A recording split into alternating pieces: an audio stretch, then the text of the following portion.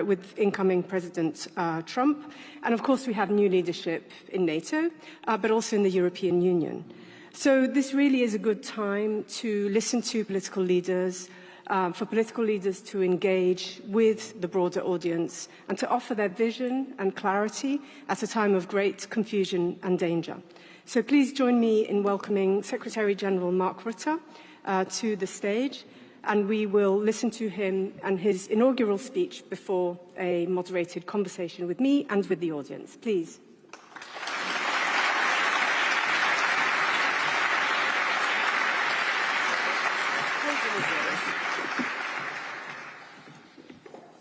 Thank you very much, Rosa, and many thanks to Carnegie Europe for organizing this event today in this spectacular venue. And it is great to see so many people here in the room, and I know many more join us online from all over the world. So good morning, afternoon, evening to you all. I'm very honored to start a crucial conversation with the citizens living in NATO countries, especially in Europe and Canada. It's you I'm talking to. It's your support I need. It's your voices and actions that will determine our future security. I'll be honest, the security situation does not look good. It's undoubtedly the worst in my lifetime, and I suspect in yours too. From Brussels, it takes one day to drive to Ukraine. One day. That's how close the Russian bombs are falling. It's how close the Iranian drones are flying. And not very much further, the North Korean soldiers are fighting. Every day, this war causes more devastation and death. Every week, there are over 10,000 killed or wounded on all sides in Ukraine. Over 1 million casualties since February 2022. Putin is trying to wipe Ukraine off the map. He is trying to fundamentally change the security architecture that has kept Europe safe for decades. And he is trying to crush our freedom and way of life. His pattern of aggression is not new. But for too long, we did not act. Georgia in 2008, Crimea in 2014. And many did not want to believe he would launch all-out war on Ukraine in February 2022. How many more wake-up calls do we need? We should be profoundly concerned. I know I am. Russia's economy is on a war footing. In 2025, the total military spending will be 7 to 8% of GDP, if not more. That's a third of Russia's state budget and the highest level since the Cold War. And Russia's defense industry is producing huge numbers of tanks, armored vehicles and ammunition. What Russia lacks in quality, it makes up for in quantity, with the help of China, Iran and North Korea. This all points in one clear direction. Russia is preparing for long-term confrontation with Ukraine and with us. Hostile actions against allied countries are real and accelerating. Malicious cyber attacks on both sides of the Atlantic. Assassination attempts on British and German soil. Explosions at an ammunition warehouse in Czechia.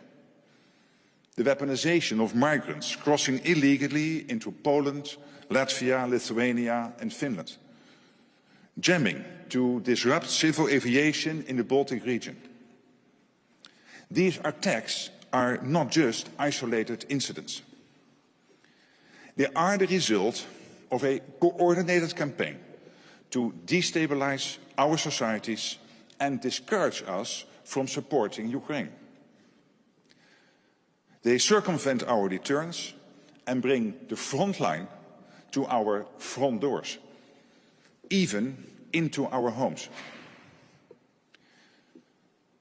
Putin believes that a serious, irreconcilable struggle is unfolding for the formation of a new world order. These are his own words. Others share his belief, not least China. We need to be clear-eyed about China's ambitions. China is substantially building up its forces, including its nuclear weapons, with no transparency and no limitations. From 200 warheads in 2020, China is expected to have more than 1,000 nuclear weapons by 2030. Its space launch investments are skyrocketing. China is bullying Taiwan and pursuing access to our critical infrastructures in ways that could cripple our societies. Russia, China, but also North Korea and Iran are hard at work to try to weaken North America and Europe, to chip away at our freedom. They want to reshape the global order, not to create a fairer one, but to secure their own spheres of influence. They are testing us, and the rest of the world is watching. No, we are not at war, but we are certainly not at peace either. I want to be clear. There is no imminent military threat to our 32 allies, because NATO has been transforming to keep us safe. Defense spending has gone up, innovation has accelerated, we have more forces at higher readiness, larger and more frequent military exercises, more troops and hardware on our eastern flank, and with Finland and Sweden, more NATO allies. With all this, our deterrence is good, for now. But it's tomorrow I'm worried about. We are not ready for what is coming our way in 4 to 5 years. Danger is moving towards us at full speed. We must not look the other way. We must face it. What is happening in Ukraine could happen here too. And regardless of the outcome of this war, we will not be safe in the future unless we are prepared to deal with danger. We can do that. We can prevent the next big war on NATO territory and preserve our way of life. This requires us all to be faster and fiercer. It is time to shift to a wartime mindset and turbocharge our defense production and defense spending. On defense production, I'm absolutely convinced that ramping it up is a top priority. Since starting at NATO, I've been to Ukraine and seen what they need to fight for freedom. I visited engineers at Thales in France, a Rheinmetall factory, no, not in Germany, in Italy, and Turkish aerospace industries in Turkey, and I saw the capabilities they provide. And I've met with industry representatives who have told me that they require what they require to increase their production. I can tell you, there's a lot that needs to be done to ensure long-term deterrence and restore peace.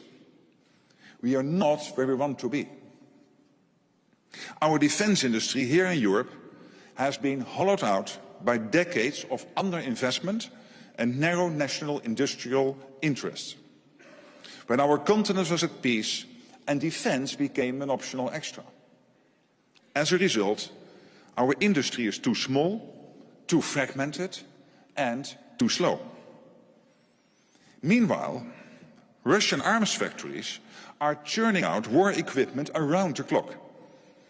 And despite the heroic efforts of our Ukrainian friends, Russia is reconstituting its forces much quicker than we had anticipated. They are learning fast from the battlefield. China's military industrial base is also growing. According to some sources, China is acquiring high-end weapon systems and equipment 5 to 6 times faster than the US. It is heavily investing in munitions, accelerating space capabilities and expanding its nuclear arsenal. I repeat, without any transparency or limitations. China is also challenging our technological edge by investing massively in the disruptive technologies of tomorrow, including AI, quantum and space. All this will help China with planning, command and control and targeting. Russia and China are racing ahead. We risk lagging behind. This is very dangerous. But it does not have to be. If we boost our industry, we can outpace our competitors. So what are we waiting for? We already have robust defense plans in place. We know exactly how we will defend our alliance and what future assets and capabilities we need. From ships, tanks, jets, munitions and satellites to new drone technologies. Ukrainians are fighting against Russian swarms of drones. That's what we need to be prepared for. We also already have committed to accelerating the growth of defense industrial capacity and production across the alliance. Now we must deliver. I repeat, deliver on our commitments. We all have a part to play to make this happen. To governments, I say, give our industries the big orders and long-term contracts they need to rapidly produce more and better capabilities. Buying only big-ticket items that are delivered too late will not keep us safe. We also need modern capabilities that use the most advanced technologies. And we need them now. So embrace risk and invest in the pool of innovators across our countries.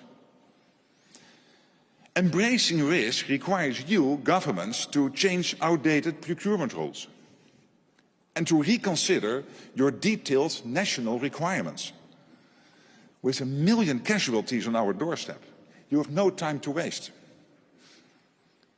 As an example, related to armored personal carriers. One nation needs to have the rear door opening to the left. Another needs it to open to the right. And the third one needs it to open upwards. All these requirements are mandatory. Is this how we define our needs and priorities, especially when time is of the essence? This has got to change. I also say to governments, stop creating barriers between each other and between industries, banks and pension funds. Instead, tear these barriers down. They only increase production costs, stifle innovation and ultimately hamper our security. To the defense industry, I say, you need to do everything you can to keep us safe. There's money on the table, and it will only increase. So dare to innovate and take risks. Come up with solutions to the swarms of drones and other new war tactics. Put in the extra shifts and new production lines. And finally, to the citizens of NATO countries, especially in Europe, I say, tell your banks and pension funds it is simply unacceptable that they refuse to invest in the defense industry. Defense is not in the same category as illicit drugs and pornography. Investing in defense is an investment in our security. It's a must. And this brings me to my main point, defense spending. It is true that we spend more on defense now than we did a decade ago. But we are still spending far less than during the Cold War, even though the threats to our freedom and security are just as big, if not bigger.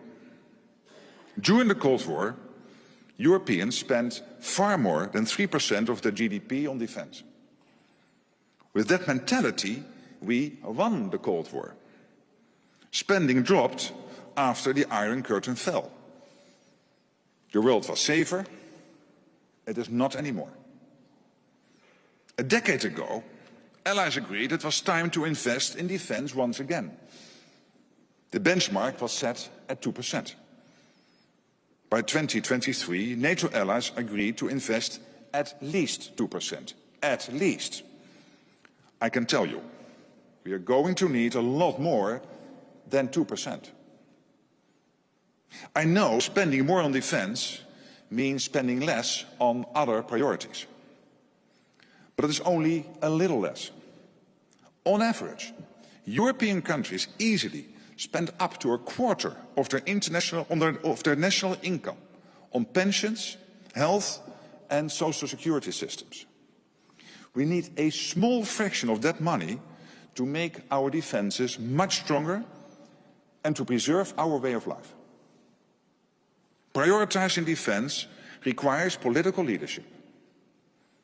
It can be tough and risky in the short term, but it is absolutely essential in the long term. Some people will tell you otherwise. They think strong defense is not the way to peace. Well, they are wrong. Because without strong defense, there is no lasting security. And without security, there is no freedom for our children and grandchildren. No schools, no hospitals, no businesses. There is nothing. Those who lived through the Second World War know this. And our Ukrainian friends are living it every day. When I was in Kharkiv earlier this year, I saw so many buildings completely destroyed. I stood in rubble, where homes used to be, where families used to live. I saw schools moved underground into metro stations. It was very moving to see children so eager to learn and teachers so eager to teach, despite their lives being completely disrupted. I visited the wounded in hospitals, soldiers that lost limbs. War is brutal and ugly.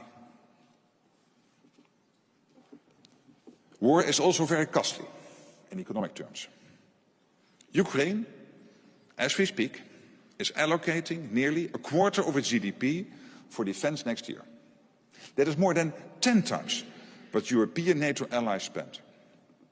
A harsh reminder that freedom does not come for free. If we don't spend more together now to prevent war, we will pay a much higher price later to fight it. Not billions, but trillions of euros. That's if we come out on top, and that's if we win. In politics, there is a time to talk, a time to decide, and a time to act. I know politicians talk a lot. That's what I do here today. They make decisions when needed, sometimes difficult ones. But to act, people must support those decisions. It's in your hands. Today I call for your support. Action is urgent. To protect our freedom, our prosperity, and our way of life, your politicians need to listen to your voices. Tell them you accept to make sacrifices today so that we can stay safe tomorrow. Tell them they need to spend more on defense so that we can continue to live in peace. Tell them that security matters more than anything. I'm confident that collectively at NATO, we can continue to keep our 1 billion people safe. We have enormous advantages. We are 32 allies strong. Together, NATO allies represent half of the world's economic and military might. We have exceptional intelligence services, innovative industries and businesses, some of the best universities and research institutions in the world, and we have many partners across the globe. When we put our minds and political will to it, there's nothing we cannot do. Europe and North America together. Our adversaries think they are tough, and we are soft. They invade other countries while we uphold international rules. They oppress their people, while we cherish freedom. They should remember that there is no greater power than democracies coming together. When we are attacked, our response is fierce.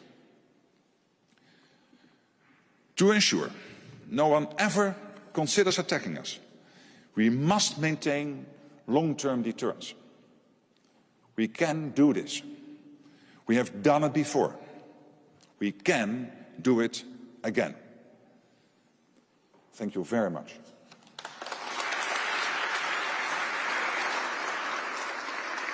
Thank you very much.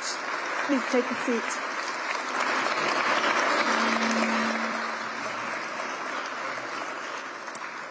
That was a very powerful and frank speech.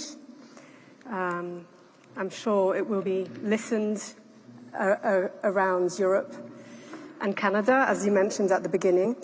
I'd like to ask you a few questions before we open it up to the audience. And in doing so, I'd like to thank you for your willingness to engage with a broad audience. So we will be taking questions from people here, but also online. So prepare your questions. But first, I'd like to just perhaps ask you to elaborate a little more on the issues that you raised. You focused so much on defence spending and on explaining why it is important to ordinary citizens. Of course, in the community of experts and policymakers, defence spending has reached the sort of top of the agenda, the political agenda. Just today, the Financial Times was reporting of the idea that is floating around in your circles about actually raising the goal from 2% of GDP to 3% of GDP to be spent on defence. The European Union, with the new term of the new leadership has just started, has created the position of a defence commissioner, and there are plenty of ideas circulating, a new white paper on defence, in order to beef up the EU's defence capacity. But I think it's not just a question of spending more, it's also a question of spending better. Your predecessor, Jens Stoltenberg, when he left, issued a warning about the risks of duplication. So my question really is, how can European states organise themselves politically to overcome those obstacles that you yourself mentioned in your speech, and make sure that it's not just about spending more, it's also about spending better, better coordination, better joint procurement, better sharing, better make sure that what Europeans can do on defence is more than the sum of its parts. What are your ideas to change the obstacles that we've seen so far? That's a very good question, a quite crucial question. And I saw that piece in the FT today and this 3% being mentioned. And I decided today not to mention a new figure. We will need more time to consult amongst allies what exactly the new level should be. But it is considerably more than 2%. But let me be very frank. If you would only spend more and not spend better, you have to go to at least 4%. Okay. And you can lower the 4% by doing two things. One is innovation, making sure that you get the most innovative technologies as part of your defense industrial base and therefore in your defense organizations. And secondly, by buying together. So joint procurement. And as I said in my speech, we have to get rid of that idiotic system where every ally is having these detailed requirements, which makes it almost impossible to buy together, to have joint procurement, etc.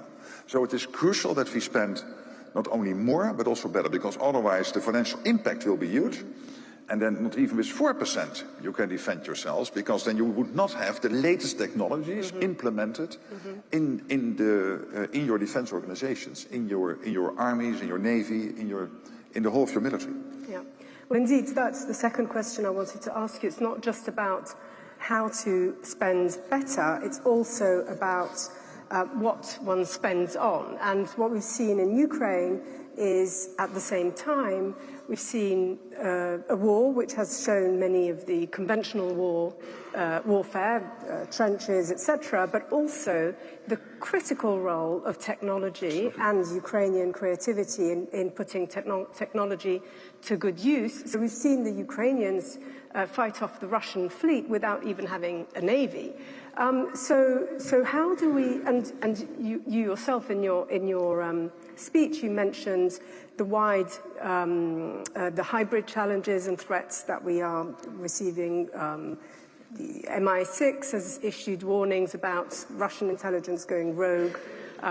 There are constantly items of news just showing that the threat is also hybrid, is cyber. So there's a wide gamut of technological innovation and equipment that we need to prepare ourselves with. So how do we do this? Again, I mean, you know, it's about working together, but can you just elaborate a little bit? So when you talk about Ukraine, I mean, this is evidence that you need both. You need both the more traditional systems, so that's why some countries have delivered F-16s to Ukraine, where you see some of this heavy gear, the big ticket items moving into Ukraine. And at the same time, Ukraine is teaching us and showing us that by implementing the newest technologies, you can be very effective. But I do believe that for the foreseeable future, you will need both. So you will need some of these big ticket items, the big systems, but also the latest technology, including what we can learn from AI, from quantum, etc. But you also mentioned something else, which are the cyber attacks, the sabotage, the fact that Russia and others are trying to put us under pressure. And that was one of the reasons why in my speech I said that we are not at war, but we are certainly not at peace either. Because we see this happening. Look what happened in the UK, where we had cyber attacks at the National Health Service. In Belgium, where we had cyber attacks at the ports. We have seen jamming in the Baltics of civil aviation. And we have seen assassination attempts in the UK and in Germany. So this is evidence that they are willing to go the whole way. And this is not your traditional war, it is not an Article 5, but we have to defend ourselves. And I'm so happy to say here that NATO, under Jens Stoltenberg's leadership, and I will absolutely continue with this, has been working extremely hard with all allies to make sure on cyber, on these acts of sabotage, on weaponization of the problems with the gas and oil supply, etc., that we have moved to make sure that as an alliance we stand together, we work together, and we have in place the systems to defend ourselves. But that is crucial because this is a very worrying development. We talked about Ukraine, and I'd like to talk about Ukraine a little more because since the outcome of the US election, there's a lot of talk, a lot of noise that some peace talks are imminent. We don't really have a plan. Nobody seems to have a plan yet. And of course, the situation on the ground is not in favor of Ukraine at the moment. So it's a very difficult moment, including from the perspective of this leadership transition in Europe. I think what I'd like to ask you is what would be the grand principles of some kind of negotiation? What role should Europeans play in this? And here I'm speaking also to the European in you, the fact that you spent 14 years at the European Council table. What should be the role of Europeans? Because there's been a lot of talk about peace negotiations between incoming President Trump and the Russian president. Where does that leave Europeans? But also listening to how the Ukrainian president Zelensky has been addressing this difficult moment. He's been talking about peace guarantees. And my question to you would be, my second question, because I realize we have two questions here, the role of Europeans, but and, you know, what are the principles that could perhaps, that ought to be expected from your point of view in the context of peace negotiations, but also, is there anything short of NATO membership that can offer Ukraine peace guarantees? There is a huge risk here. And the risk is here that we are negotiating amongst ourselves what a peace deal might look like without Vladimir Putin at the table. And as we are democracies, we do this all out in the open. This is our strength. But this is also a small problem here. Because discussing, I see all of this in the press about guarantees and NATO membership, yes or no, and accepting yes or no to give up pieces of land in Ukraine.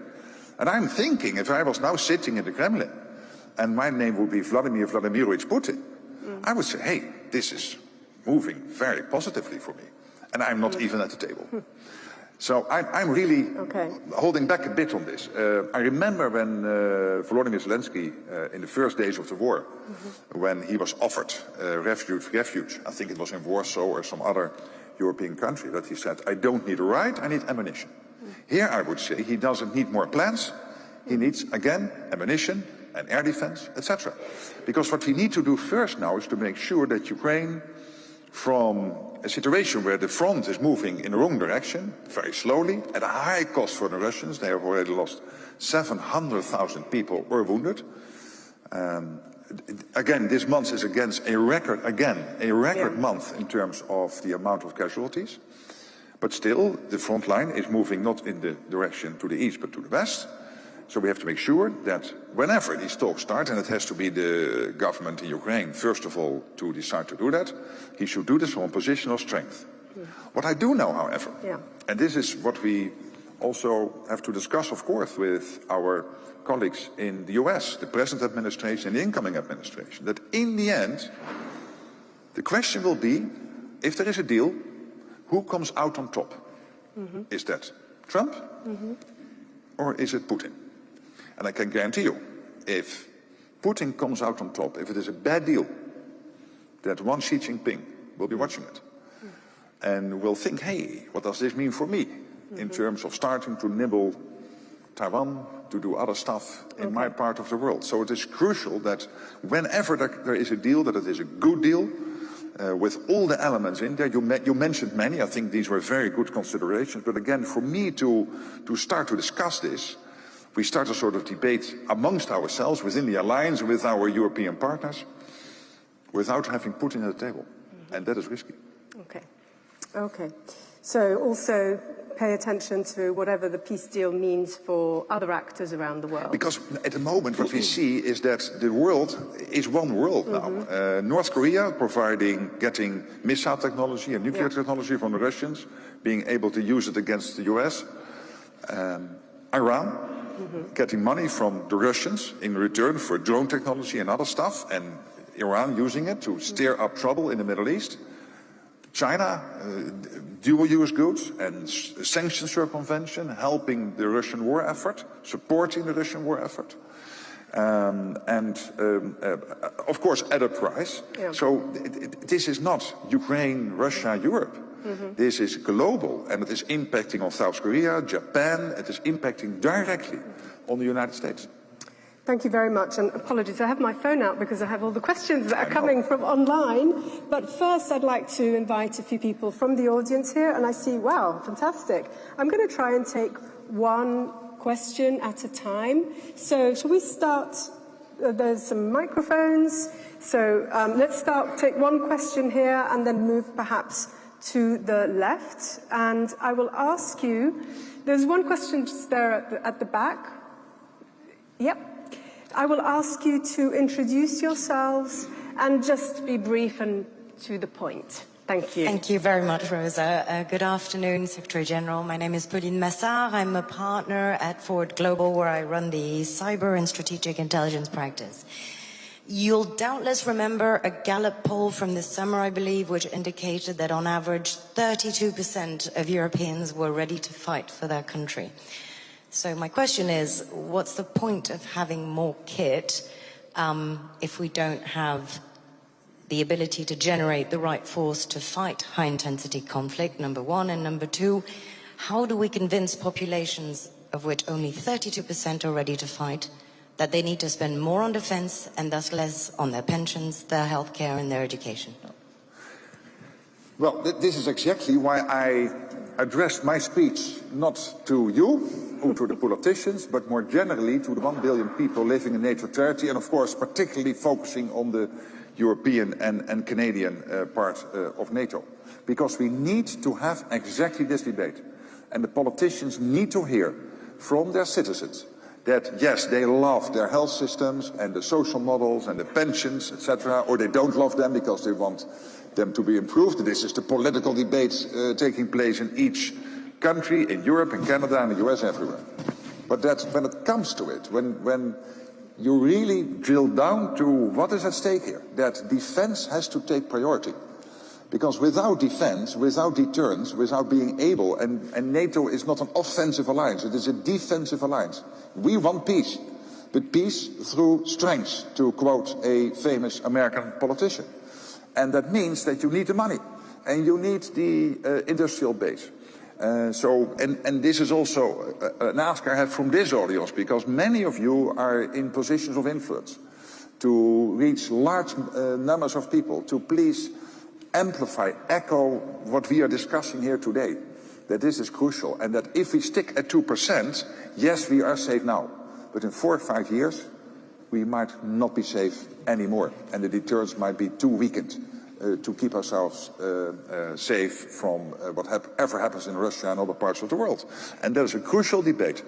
And then in the end, it is also a fair discussion, and if then people would decide, well, we are not willing to do that, we do accept the risk, then at least we have done that deliberately. I don't think it will be the outcome. I'm absolutely convinced that when it comes to it, that parents and grandparents will always choose for the future of their children and making sure that they will make the necessary sacrifices, which are, by the way, limited. When you spend 25% on health and social security and on pensions, we only need a small fraction of that. And don't forget that in Europe we are half of the world population. We are at 10% of the world population. We spend 50% of all the spending in the world on social security. So in that sense, we have some room, I think, for maneuver. But please help to reach the 1 billion. And then for them to call up the politicians and tell them, please prioritize defense over other spending items. Thank you. I'd like to invite Ellie now. I'll try and take as many questions as possible. There are a lot of questions, so but I do want to take them one at a time. Please. So that you have the opportunity to answer them individually. So. Thank you very much, Secretary General. Elena Lazaru from the European Parliament's Research Service. I wanted to ask you about NATO's approach to its southern neighborhood, and it's not unrelated. Your predecessor set out and launched a reflection process on the southern neighborhood, largely based on the premise that the theaters are getting increasingly linked, including with Russia's action in Africa. So with that reflection process having been wrapped up, but with the linkages between the theaters, I would say, more evident than ever before at the moment, including through hybrid threats that Rosa mentioned, what would be your next steps in the southern, the approach to the south, and how do you view the follow-up to this reflection and the way it links the various theaters that we are now looking at? Thank you. And I totally agree with you. And when you look at Africa, we see both Russia and China gaining a lot of influence, and some of the European powers moving out. And so it is crucial that we move forward on our southern neighborhood strategy. There is a special representative for the southern neighborhood. We will open a liaison office in Jordan that is focused on Jordan, but obviously it is also a signal that we are really investing in the region. We are working on partnerships with Tunisia, Mauritania, Jordan. Of course, we have the NATO mission in Iraq, which is probably not part of Africa, but at least it's outside NATO territory. So we have to work on, but particularly also in Africa and in the Middle East, to make sure that we engage, that we liaise, not making them part of NATO, but helping them, for example, to build up their defense capacity. It's not always difficult. It can be by a couple of advisors helping in a country like Mauritania to ramp up their effectiveness in terms of defense. And NATO can do that. And that's what we will continue to do at a higher pace. So I will really follow up on this, what my predecessor started. I totally agree. We cannot leave Africa to the Chinese and the Russians. So what I'm going to do is I have a particularly provocative question from the online audience. While the microphone can go to the second row we here. We negotiated not to have provocative. Yeah. So the question is, How can, no, that's the wrong one, sorry. Is it conceivable that strengthening and emboldening NATO causes more instability because non-NATO powers become more nervous? No, it's not conceivable. And why? Because NATO is not an offensive organization. It is a defensive organization. We are based on democracy, the rule of law, values which are underpinning our whole alliance. But if we are not strong enough, if Putin and others would think that we cannot defend ourselves, then they might start to try to attack us. And already this is happening in the terrain of cyber, etc. But I mean here really military attacks. We cannot take that risk. So please introduce yourself to everyone. Thank you, Secretary General. Maria Vassiliou, Greek newspaper Tsanea. I have actually two short questions. One is about what is your view concerning the discussion whether defense programs funded by EU money should be also open to third countries, non-European countries? And the second question is a country-specific one. You recently visited Turkey and Greece, and I would like to ask you, what was your impression concerning their will to keep their dialogue on a solid basis? And how important is it now that they keep the waters calm in the Aegean, especially given the crisis in Syria? Thank you. Starting with the second question, it was my impression, talking to both President Erdogan, but also to Prime Minister Mitsotakis, that they're really working to improve the relationship. They're in a much better place than a couple of years ago. They are dialoguing. Whatever we can do to help, we will do, because these are two key allies and part of NATO. And obviously Greece has a very strong defense. Turkey is defending its own territory, but obviously is a key part of the overall NATO defense, and they have a huge and impressive defense industrial base. So I think that is moving in the right direction. Then on the issue of European defense spending, so I'm working with Ursula von der Leyen and Antonio Costa. I did it last night with Commissioner Kubilius, and we're really working hard to make sure that NATO and the EU work closely together, where NATO is about the hard stuff, like, for example, the standard setting and the capability targets. But the EU possesses a huge soft power element in terms of the internal market and helping to get the defense production going at a much higher pace. And obviously, I understand when European money is involved that you do not want that European money to move to other parts of the world. That's clear. But at the same moment, it is also important to realize that you should not have new barriers and that you need a strong transatlantic defense industry community. Thalys in France is working with partners in the US. I've visited Rheinmetall, not in Germany, as I said in my speech, but in Italy.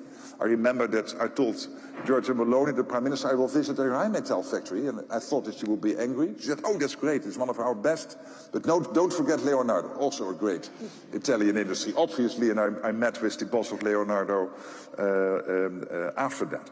But it is crucial that when we have this transatlantic industry base, that it works. At this moment, since 2022, European NATO allies have spent $184 billion in the US. So about half of all the defense spending, when it goes in terms of procurement, goes to US companies, and the other half stays in Europe. And this is increasing on both sides of the Atlantic, because we are spending more money on defense. So I would say there is so much money going around. Defense industry, please stop complaining about needing your 10-year contracts. I understand it, but it's always difficult, and you know there is a lot of money going around. So invest, put in the extra production lines and shifts, and to European and American allies, please work together. And obviously this is an internal EU debate. I should not get involved any more than I've done now by answering this question, but I would very much plead to have a situation where these markets can function as one. And again, I do understand when European taxpayers' money is involved that somehow you want that return on that euro to be as much as possible in the EU.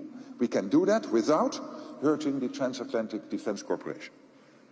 Thank you very much. I'd like, for the sake of diversity, I'd like to give the floor to this gentleman here, who's in the second row here at the front. because it's nice to see so many women intervening. And it's unusual, but it's also time to get a gentleman involved. Thank you, sir. Thank you for your speech. My name is Ivan Sorensen from the European Commission. My question would be, in your view, is there sufficient talk about the role of China for the public to support in Europe, but maybe also in the United States? Thank you. Oh, good question. I think we at least should make sure that those who know what is happening talk about it. So that as a collective, and this is democracy, our citizens know what is happening. And of course the media are crucial here. They will report about it. They have their own sources. But also we as politicians and the multilateral organizations, that we share what we know. And what I tried to explain in my speech, that China is ramping up defense production, that we have now a couple of big Chinese defense industrial companies in the top 10. 10 years ago there were none. Now we have 3 or 4 big Chinese companies in the top 10 of big defense companies worldwide. So this is evidence that they are really charging ahead. And that they will overtake us in terms of the overall spending and overall defense capacity. And we are producing too slow.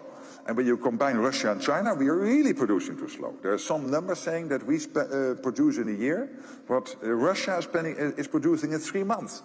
Can you imagine? And Russia is not bigger than Belgium and the Netherlands combined, the economy of Russia. Can you imagine that Belgium and the Netherlands would produce in 3 months what the whole of NATO, from California to Turkey, is producing in a year? It's crazy, and this is because of all the bureaucracy and some of these defense companies waiting for the 10-year contracts. And now what you see is that South Korea is getting into the market. There are many European allies now buying South Korean stuff, which is good. I mean, I don't mind, as long as they get their hands on what they need. But I would be a bit worried if I was a defense company that the South Koreans are massively entering the NATO market. And this is because we have to do more. This is not only an attack on the defense industry. Yes, I'm criticizing to a certain extent, but also governments, also NATO, we all have to do better here. So wow, okay. I was just saying we were doing very well with our time, but actually with so many questions. So please, if you could take a question from the back there, several hands have gone up. Yeah. And please introduce yourself. Well, good afternoon. I'm Joy from Jeanne-Mer, and I would like to come with a youth perspective. It's already quite hard to advocate for a 2% increase in our GDP. So the 3% is kind of a little bit an utopia for us right now. So what advice can you give us to make defense sexier again, maybe? And also, do you think if we can do internship between universities and defense companies could be a good step to stop putting this devil work on the defense industries? I think that would be an excellent idea, yes, but it will not solve the whole issue of how to get the 1 billion people living in NATO territory with us, but it will help. But this is also a struggle I have, because this 2% target set in Wales in 2014 had the plus of being simple. Everybody could understand we have to move to 2%. But of course, the downside of having this one number is that it is also a bit simplistic. So to move to a new number, and again, I will not commit myself to a new number today, but clearly over the coming weeks and months, we have to agree on what that number should be. It has to be underpinned by what NATO is doing currently. And what we are doing currently is getting total clarity on the capability targets we need to achieve. And when you look at those capability targets, and they are now being established, we are working one-on-one with allies to make sure that we exactly understand, and the allies understand what we need to build up their defense as part of the overall NATO deterrence. Then it's clear that 2% is not enough. But then the question will be, do you go to a new number, or at least you have to underpin that number by making clear what type of capabilities we need. Top line, it will be, of course, air and missile defense, long-range weapons, logistics. These are 3 big issues where we have to invest in, where we are really lagging behind. We have to invest in the armies. Next to the Navy and the Air Force, our land forces have to be really ramped up. But to make that more country-specific will probably help. And this was a discussion I had yesterday night with Commissioner Kubilius, who is also thinking of how to take that debate to the politicians, but also beyond the politicians, to the general public. I agree. So I'm going to ask one question online, and then I have the two Oanas who have raised their hands. So maybe, yeah. But first, let me ask this question because it has popped up in the online from more than one person, and it's the elephant in the room. What do you think about Trump's statements about leaving NATO? Today? I haven't heard No, I think it's general. No, and admittedly, he hasn't said that recently. No, I haven't. No, I visited him a couple of weeks ago. There was absolutely no talk about NATO. What he wants is to make sure that the US is not overspending and we are not doing enough. And he's totally right.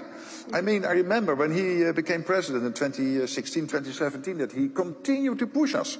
And since he became president, we spent 641 billion more than before he came on. That's an aggregate of what we are spending more since then. And since 2014, it was very sluggish, the uptake of moving to the 2%. Since he became president, we accelerated. Of course, the full-scale onslaught of Russia on Ukraine has also ramped up defense spending. But he was very successful in ramping it up. He will again push us. But my point is this. I don't want to spend more because he wants it. We have to spend more because our deterrence is at stake. Our security is at stake. Our collective defense is not what it should be. And we are in real difficulty in 4 or 5 years. That is why we need to spend more. Not because of Donald Trump, but he is right.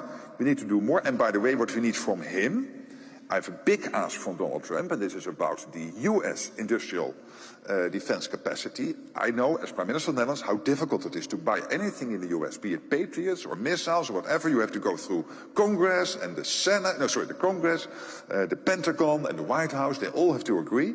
And as I said, we have 184 billion we are spending since 2022, European allies in the US. That can be even more, I'm absolutely convinced, if he would make it easier for European allies to buy in the US. So this is something he can help with, and it helps also his own economy. But I think he was spot on forcing us to spend more. But again, let's not do it now because he wants it. We do it because we need to do it. It's our collective defense which is at stake. And thank you. You've also answered another question online about integrated defence industrial base. Question two, and if that's okay, can I take two now? Because please. Yes, so Oana and then the other Oana. So I'll make this fast so the better Oana has enough time. Oana Popescu-Zamfield with both Carnegie and Global Focus Center in Romania. And perhaps predictably, I'm going to ask you if following the annulment of the presidential election in Romania recently over Russian interference, is there any lesson learned? Is there any intention to step up perhaps instruments to address hybrid threats, make it operational domain perhaps, just like cyber? Anything that we can look forward to in the coming future? Thank you very much. Thank you. And Cyril, I'll ask you to sprint over to Oana here. Who used to be the spokesperson of NATO. Indeed. Yes, of course. Good to see you. Juan Alungescu, now Distinguished Fellow with the Royal United Services Institute, RUSI. Secretary General, I'm cheering you on to agree on 3% of GDP on defense by the Hague Summit, but I'm not going to ask you about that. My question is, are you concerned that a potential peace agreement on Ukraine could give a pretext to leaders who will think, well, the danger's gone now, so it's okay, we don't need to increase defense spending, and in order to dramatize the need for more spending on defense, are you prepared to declassify to a certain extent the capability targets that NATO has in line with what Defense Commissioner Kubilius seems to require? Yeah. Thank you. Well, on that second question, then I come to the question on hybrid and cyber. When you look at the capability targets, first of all, of course, we have to be clear what they are.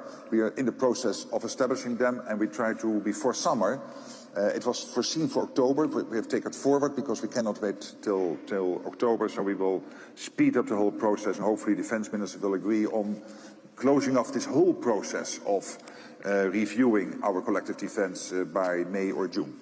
And then, of course, the question will be how to share that. And it could help, obviously, and this was also to the question in the back of the room, it could help us to underpin the need to spend more. But obviously there are also political considerations we have to take into account, and sometimes there are some sensitivities, but we are looking at that. At what level of aggregation you can share the capability targets once they have been established. And then, if I can make one suggestion, let's never again talk about hybrid. Because hybrid gives you, it's such a silly word, because it's not covering at all what is happening. What is happening is sabotage. What is happening, exactly as you said, is cyber attacks. NATO was hosting one of the biggest cyber exercises in Tallinn. Recently, we have set up a cyber center in NATO. We are helping with task forces which can go to allies if they need extra support. We are sharing more information. We're doing everything on cyber, but also when it comes to undersea sea cables, when it comes to more generally sabotage, threats of sabotage. We are really pooling together, working together, making sure that we can fight back. And on Romania, well, of course, I've seen what happened, and it's of course very worrying. But we have seen it before. We have seen in Moldova what happened with the European referendum and with the presidential elections. And Maya Sandu was visiting this week and updated the North Atlantic Council, the ambassadors, on what happened in Moldova. So let's not be naive. And this is when I speak about we are not at war, but we are not at peace either. And it is even now in our living rooms to a certain extent. And we have to get it out. We have to fight back. Thank you very much. We have actually come to an end of our hour together. I must apologise to those who haven't been able to ask questions. There were many questions, including online. But I would like to thank you because you have been very graceful in taking on all these questions unprepared. I mean, you were prepared to answer them, but the questions were not prepared. So it's been a really good opportunity to engage with the community here in Brussels and also globally. So thank you very much. Spread the message. Help me to get to the 1 billion people. And good luck with spreading your message. Thank you so much. Thank you so much.